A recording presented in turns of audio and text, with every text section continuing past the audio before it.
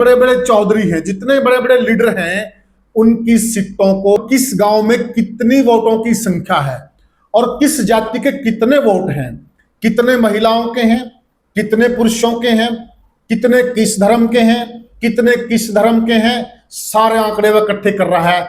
यहां तक कि किस गोत्र के किस गांव में सबसे ज्यादा वोट हैं और कौन सी खापें आती हैं और कौन सी खापें चुनाव को प्रभावित करती है, इन सारे आंकड़ों पर यह माइक्रो मैनेजमेंट विभाग काम कर रहा है। और तो भूपेंद्र सिंह हुड्डा किलोई से चुनाव ही नहीं लड़ सकते, और जब भूपेंद्र सिंह हुड्डा किलोई से चुनाव ही नहीं लड़ पाएंगे तो वह जीत कैसे पाएंगे। और मुख्यमंत्री जब बनाया, सबसे बड़ी बात यह है कि इन्होंने उस पीएचडी की डिग्री को फाड़ दिया जो चौधरी भजनलाल जी ये कहते थे कि मैं राजनीति में पीएचडी हूं। नमस्कार साथियों, मैं हूं आपका होस्ट कुलदीप सिंह पुनिया और मैं लेकर चलता हूं आपको राजनीति की दुनिया। राजनीति की दुनिया की बात करें तो साथियों, पिछली बार हमने आपको वीडियो में बताया था कि चौधरी भूपेंद्र सिंह हुड्डा अब हल्का किलोई से कभी नहीं जीतने वाले हैं। उस वक्त बहुत सारे दर्शक साथियों के दिमाग में यह सवाल उत्पन्न हुआ होगा कि ऐसा कैसे होने जा रहा है, ऐसा क्या होगा कि भूपेंद्र सिंह हुड्डा किलोई हल्के से नहीं जीतेंगे, क्यों नहीं जीतेंगे, क्या वजह है, ऐसा क्या होने जा रहा है। तो साथियों, उन सारे सवालों के जवाब आपको इस वीडियो में मिलेंगे। आप वीडियो के अंत तक बने रहिएगा, आपको एक एक सवाल का जवाब मिलेगा। और आपसे निवेदन है कि कृपया करके वीडियो को ज्यादा से ज्यादा शेयर कीजिएगा और चैनल को सब्सक्राइब कीजिएगा। साथियों, आपका प्यार ही हमारे लिए ऊर्जा का काम करता है। अब बड़ा सवाल यह है कि ऐसा कैसे होने जा रहा है। जी हां, ऐसा होने जा रहा है, बिल्कुल होने जा रहा है, और वह होने जा रहा है परसिमन की वजह से। आपको भी खबरों में मालूम चला होगा कि दिल्ली की सरकार ने, नरेंद्र मोदी की सरकार ने एक कैबिनेट के अंदर प्रस्ताव पास कर दिया, और वह प्रस्ताव है जाति आधारित जनगणना का। जो बीजेपी लंबे समय तक जाति आधारित जनगणना को गलत मानती थी, समाज को तोड़ने वाला मानती थी, अब उन्होंने एकाएक यह प्रस्ताव पास कर दिया। और इसका सबसे बड़ा कारण तो बिहार चुनाव है, परंतु यह चीज पूरे भारत में काम करेगी और इससे जुड़ रही है परसिमन। आपको मालूम है कि हिंदुस्तान में, पूरे हिंदुस्तान में और राज्यों में डीलिमिटेशन होना है, और डीलिमिटेशन के अंदर हल्के भी बढ़ेंगे, लोकसभा की सीटें भी बढ़ेंगी, विधानसभा की सीटें भी बढ़ेंगी, और हल्कों में तोड़ फोड़ होगी बहुत भारी सतर पर। और यहीं पर खेला होगा भूपेंद्र सिंह हुड्डा के साथ, कई नेताओं के साथ होगा। आज केवल हम आपको भूपेंद्र सिंह हुड्डा के बारे में बता रहे हैं, परंतु यह खेला कांग्रेस के कई वरिष्ठ नेताओं के साथ होगा। वह लिस्ट भी हमारे पास है, किस किस नेता के साथ होगा और कौन कौन से हल्के में होगा, कौन कौन से हल्के का मूड ही बदल दिया जाएगा। बहुत कुछ होने वाला है, वह सारी लिस्ट हमारे पास आ गई है, और हमने सूत्रों से जो जानकारी जुटाई है उसमें सबसे ऊपर नाम है चौधरी भूपेंद्र सिंह हुड्डा का, सबसे ऊपर नाम है हल्का किलोई का। क्या कारण है, एक नजर में समझिए आप कि आखिर बीजेपी भी कह सकते हैं, क्योंकि विशेषकर जिस भी दल की सरकार होती है, जिस वक्त परिसीमन आयोग बैठता है, तो वहां पर उस सरकार का बहुत बड़ा रोल रहता है। अब बीजेपी इतने लंबे समय से क्यों राज कर रही है, वह भी इस वीडियो में आपको मालूम चलेगा, और यह भी मालूम चलेगा कि क्या अंतर है कांग्रेस और बीजेपी में। दोनों पार्टियां राजनीति करती हैं, लेकिन दोनों के अंदर एक बड़ा अंतर है, और वह क्या अंतर है जिसकी वजह से बीजेपी लगातार जीत रही है। और कांग्रेस जो इतनी बड़ी पार्टी है, इतनी पुरानी पार्टी है, हिंदुस्तान की सबसे बड़ी पुरानी पार्टी है, और वह लगातार पिछड़ रही है। इसका क्या कारण है, वह चीज भी आपको मालूम चलेगी कि कांग्रेस पार्टी कहां पर चूक कर रही है, कहां पर गलती कर रही है, क्यों बीजेपी से पिछड़ रही है। उन सारी चीजों के जवाब आपको इस वीडियो के अंदर मिल जाएंगे साथियों। अब हुडा के पीछे आखिर सारा मैनेजमेंट क्यों लग गया है, वह एक नजर में समझिए। अब चौधरी भूपेंद्र सिंह हुडा की बात करें तो उनका परिवार राजनीतिक परिवार है। चौधरी मातूराम हुडा जी कांग्रेस के संस्थापक सदस्यों में से रहे हैं। उनके भाई रामजी लाल हुडा भी अंग्रेजों के जमाने में वह राजनीति करने लग गए थे। पहला चुनाव हिंदुस्तान के इतिहास में 1920 में हुआ था और 1920 में चौधरी भूपेंद्र सिंह हुडा के दो दादा चौधरी मातूराम हुडा जी और चौधरी रामजी लाल हुडा जी दोनों चुनाव मैदान में थे सन 1920 में। बहुत पुराना राजनीतिक परिवार है। उसके बाद इनके पिताजी चौधरी रणबीर सिंह हुडा संविधान सभा के सदस्य भी रहे हैं और वह सांसद भी रहे हैं। उनका भी राजनीति से नाता रहा है। और उसके बाद चौधरी भूपेंद्र सिंह हुडा, एक नजर में भूपेंद्र सिंह हुडा को जल्दी जल्दी से समझते हैं, उनके जीवन को समझते हैं। इनका जन्म होता है 15 सितंबर 1947 को। साथियों एक और चीज है गौर करने लायक है, नरेंद्र मोदी का जन्म भी सितंबर में होता है, भूपेंद्र सिंह हुडा का जन्म भी सितंबर में होता है और अभी जो संघ प्रमुख हैं मोहन भागवत, उनका भी जन्म सितंबर में होता है। यानी कि तीन ताकतवर हस्तियां हैं, उनका जन्म जो होता है वो सितंबर से होता है। एक दिन इस विषय पर वीडियो बनाएंगे और बिल्कुल समझाएंगे आपको। इनके पिताजी चौधरी रणबीर सिंह हुडा, इनकी जो माता थी हरदेवी थी और इनकी जो प्रारंभिक शिक्षा है वो हुई है सैनिक स्कूल कुंजपुरा से। उसके बाद इन्होंने बीए की पंजाब यूनिवर्सिटी से और उसके बाद एलएलबी की दिल्ली यूनिवर्सिटी से। 1976 में इनकी शादी हो जाती है आशा भैया से। एक बेटा एक बेटी है। बेटा दीपेंद्र सिंह हुडा आप अच्छे से जानते हैं और बेटी का नाम है अंजलि। अब आती है बात चौधरी भूपेंद्र सिंह हुडा की। चौधरी भूपेंद्र सिंह हुडा आखिर राजनीति में कब आए?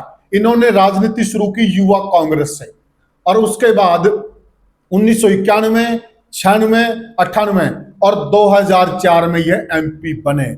और बड़ी बात क्या है कि 1991 का, 96 का और 1998 का चुनाव इन्होंने बहुत बड़े नेता चौधरी देवीलाल को हराया। और यहां भी काबिल गौर बात क्या है कि देखिए इन्होंने बहुत बड़े नेता को हराया चौधरी देवीलाल को, परंतु उस वक्त तक नेता चौधरी देवीलाल ही थे, चाहे वो हार में सक गए हों। इस विषय पर भी हम आगे आएंगे। अब बात करते हैं विधानसभा की कि आखिर विधानसभा के चुनाव में ये कब उतरे। विधानसभा के चुनाव में साथियों 2004 में ये एमपी थे और एमपी रहते हुए इनको मुख्यमंत्री बना दिया गया। और मुख्यमंत्री जब बनाया, सबसे बड़ी बात यह है कि इन्होंने उस पीएचडी की डिग्री को फाड़ दिया। जो चौधरी भजनलाल जी ये कहते थे कि मैं राजनीति में पीएचडी हूं, उस पीएचडी की डिग्री को इन्होंने उस दौर में उस वक्त फाड़ा जब इनको मुख्यमंत्री बना दिया गया।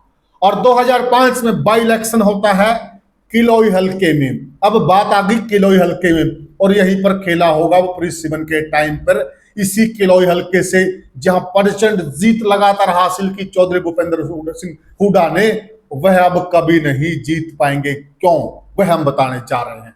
अब 2005 में चुनाव लड़ा, 1,03,635 वोटों से प्रचंड जीत हासिल की और यही वह दौर था जब भूपेंद्र सिंह हुडा नेता बन रहे थे। 2009 में जीतकर कांग्रेस पार्टी की सत्ता में वापसी करवाई और 1972 के बाद पहली बार ऐसा हो रहा था हरियाणा के अंदर कि कोई सत्तारूढ़ दल दोबारा से सरकार बना रहा है और वो काम हुआ कांग्रेस पार्टी के राज में भूपेंद्र सिंह हुडा के नेतृत्व में। उसके बाद 2009 से 2014 तक लगातार प्रदेश के मुख्यमंत्री रहे।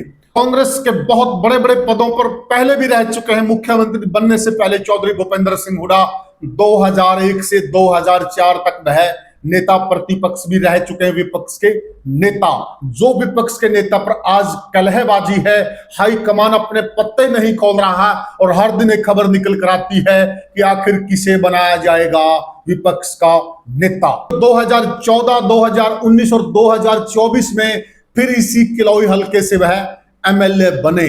अब वह बड़ी बात आ गई कि आखिर भूपेंद्र सिंह हुडा किलोई हल्के से क्यों नहीं जीतने वाले हैं। जी हां, कारण है, सबसे बड़ा कारण यह कि साथियों जो कांग्रेस पार्टी अभी तक अपनी जनरल बॉडी का गठन नहीं कर पाई है। और बीजेपी के अंदर अनेक मोर्चे हैं। एक ऐसा विभाग है बीजेपी के अंदर जो इस चीज पर काम कर रहा है कि भूपेंद्र सिंह हुड्डा को आगे किलोई हल्के से नहीं जीतने देना है। और किस प्रकार से नहीं जीतने देना है, इनका मैनेजमेंट आप देखिए साथियों। जो कांग्रेस पार्टी अभी तक जनरल बॉडी नहीं बना पाई है, अब बीजेपी को समझिए। यहां से आपको मालूम चलेगा कि आखिर बीजेपी लगातार जीत हासिल कर रही है और कांग्रेस पार्टी क्यों पिछड़ रही है। सारा खेल यही है साथियों।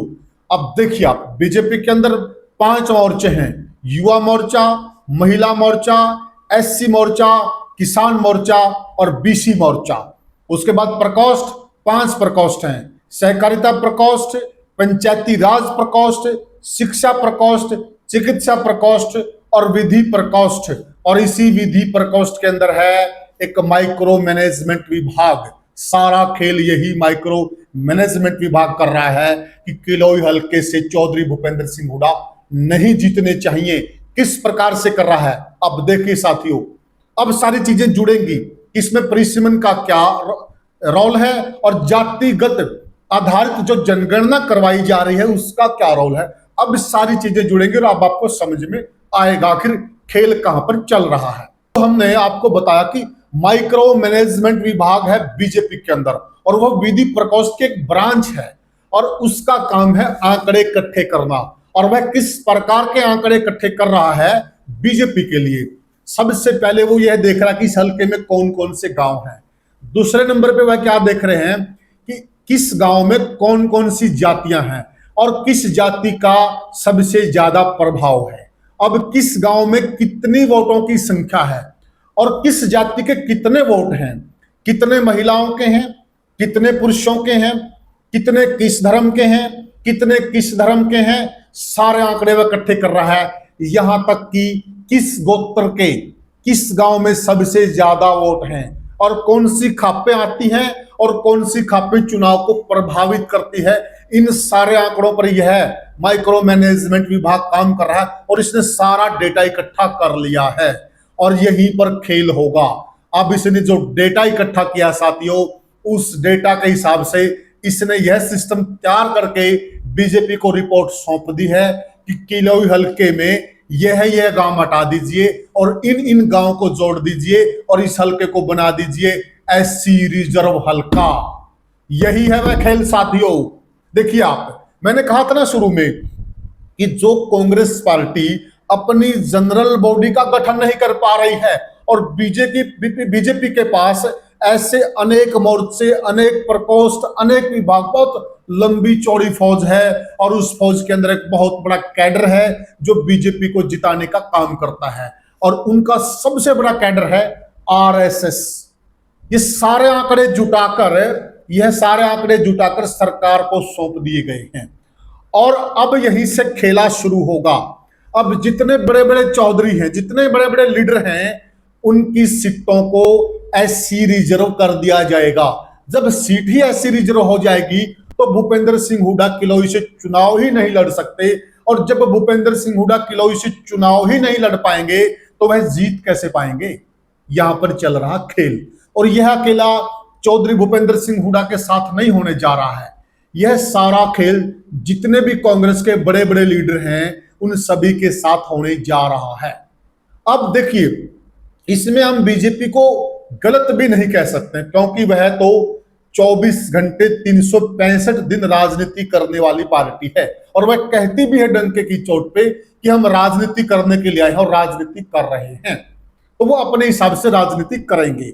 और अगर एक नजर हम इतिहास पर डालें, जब जब परिसीमन हुआ है और जिस जिस दल की सरकार हुई है तो उन्होंने भी चीजें अपने हिसाब से करवाई हैं। यह इतिहास इस बात का गवाह है। अब कहने को कह सकते हैं पार्टियां, क्योंकि बयानबाजी चलती रहती है, हर कोई अपने आप को पाक साफ बताता है, परंतु यह आप भी जानते हैं कि जो सत्तारूढ़ दल होता है वह चीजें अपने हिसाब से करवाता है और इसी प्रकार से चीजें अब बीजेपी अपने हिसाब से करवाएगी और जब बीजेपी अपने हिसाब से करवाएगी तो वह अपनी गोटियां फिट करेगी और बड़े बड़े छतरियों को, बड़े बड़े चौधरियों को चौंकाने का काम करेगी। और इसमें अगर अन्य नेता जो कांग्रेस पार्टी आपस में उलझी हुई है, हो सकता है कि जो हुडा के विरोधी खेमा है, जो विरोधी नेता है, वो खुश हो रहे होंगे कि हुडा का हल्का तो एससी रिजर्व हो जाएगा, परंतु खुश होने वाली बात नहीं है जनाबे वाली। नंबर आपका भी आने वाला, मैं अगले वीडियो में बताऊंगा और कौन कौन से हल्के हैं और कौन कौन से नेता हैं जिन पर इस प्रकार की तलवार चला दी जाएगी, उनकी सियासी जमीन छीन ली जाएगी। उन्होंने जिन गांव में काम किया है, जिस क्षेत्र में काम किया है, जिस क्षेत्र के अंदर पहचान बनाई है, उस पहचान को छीन लिया जाएगा। उस गांव की जो सियासी जमीन है उनके नीचे, उस हल्के की जो सियासी जमीन है, उस जमीन को तरीके से खींच लिया जाएगा। फिर नेता क्या करेंगे? नेता को अपनी अलग सियासी जमीन तैयार करनी पड़ेगी, अलग क्षेत्र में मेहनत करनी पड़ेगी, और तब जाके देखिए फिर गोटियां फिट होंगी कि नहीं होंगी, क्योंकि एक बहुत बड़ा चैलेंज तो रहने वाला है। अब हम भी जब अपने क्षेत्र को छोड़कर दूसरे क्षेत्र में जॉब करने के लिए जाते हैं, हमारे सामने भी बहुत बड़े चैलेंज आते हैं, और यह तो राजनीति है। वोट लेना बहुत मुश्किल काम है लोगों का, और यहीं पर मुश्किल होने वाली है साथियों। जो वीडियो की शुरुआत में हमने आपको बताया था कि बीजेपी बहुत बड़ा खेला करने जा रही है, अब आप समझ गए होंगे कि बीजेपी क्या खेला करने जा रही है। तो साथियों, अगर आपको वीडियो पसंद आया, और दूसरी बात साथियों, एक बहुत बड़ी बात है, यह वीडियो हम पहली बार बना रहे हैं हमारे चैनल पे, अभी तक इस प्रकार का वीडियो किसी भी चैनल ने नहीं डाला है, और आप ज्यादा से ज्यादा शेयर कीजिएगा। अभी तक खुद विपक्षी पार्टियों को मालूम नहीं है कि चीजें किस प्रकार से हो रही हैं। यह जो जानकारी हम निकाल कर आए साथियों, बहुत मेहनत लगी है, और बड़ी मुश्किल से यह जानकारी 15 दिन लगाए हैं मैंने एक जगह पर, दिल्ली जाता था मैं वहां जाकर, वो ताकि ये जानकारी निकल आए, तब जाके मुश्किल से ये जानकारी हासिल हुई, और बिल्कुल यह साथियों 100% ऐसा होने वाला है। तो साथियों, आपको यह हमारे द्वारा दी हुई जानकारी कैसी लगी, हमें कमेंट सेक्शन में जरूर बताएं, और वीडियो को ज्यादा से ज्यादा शेयर करें, चैनल को सब्सक्राइब करें। फिर मिलेंगे, आगे हम बताएंगे कि कौन कौन से हलकों का नंबर आने वाला है। राम राम साथियों।